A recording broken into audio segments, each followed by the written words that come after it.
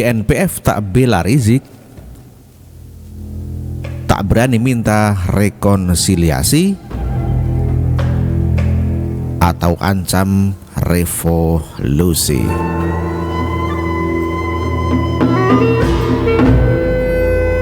Satu hal yang menarik dari pertemuan GNPF dengan Presiden Jokowi di istana adalah tidak adanya bahasan khusus tentang Rizik yang sekarang kabur ke Arab Saudi. Bahtiar Nasir malah memuji kinerja Jokowi.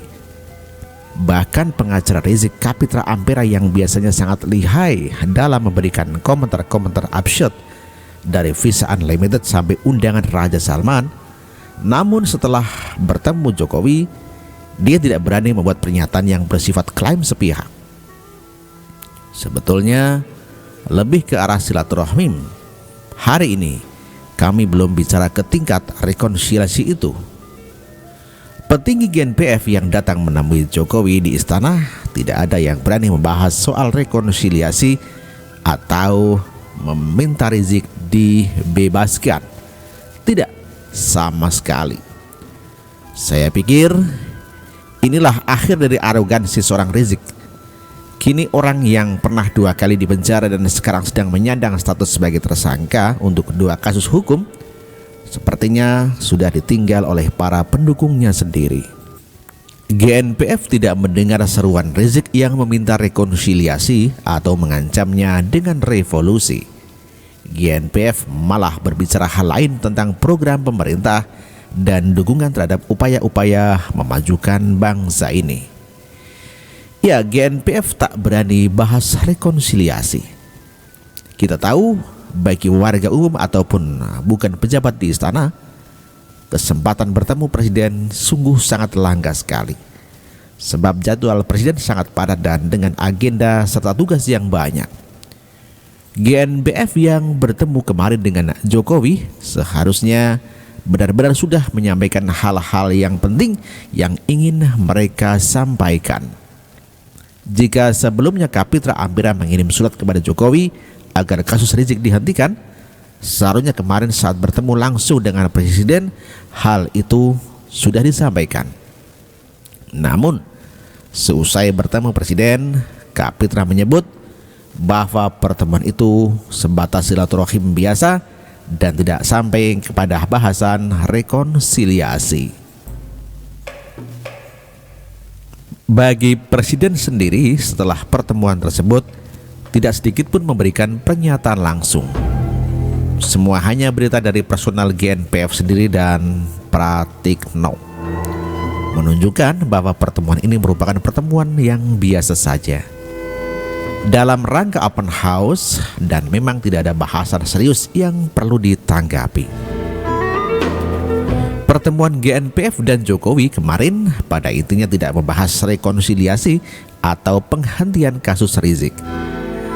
Sebab rekonsiliasi memang tidak diperlukan.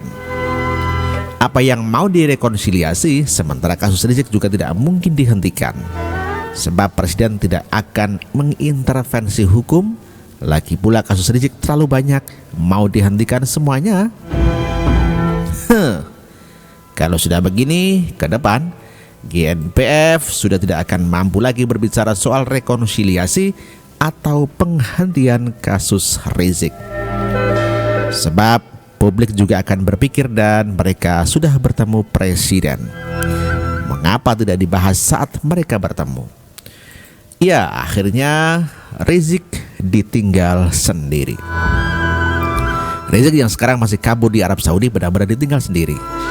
Tiada yang menemani. Orang-orang yang ke Arab Saudi menerima Rizik hanyalah orang-orang yang sama-sama bermasalah. Sementara GNPF di Indonesia memilih mencari aman dengan tidak ikut-ikutan mengancam revolusi.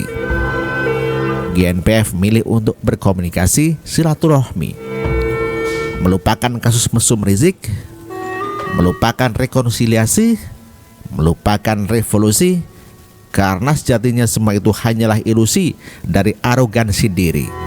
Arogansi Rizik yang tak tahu diri.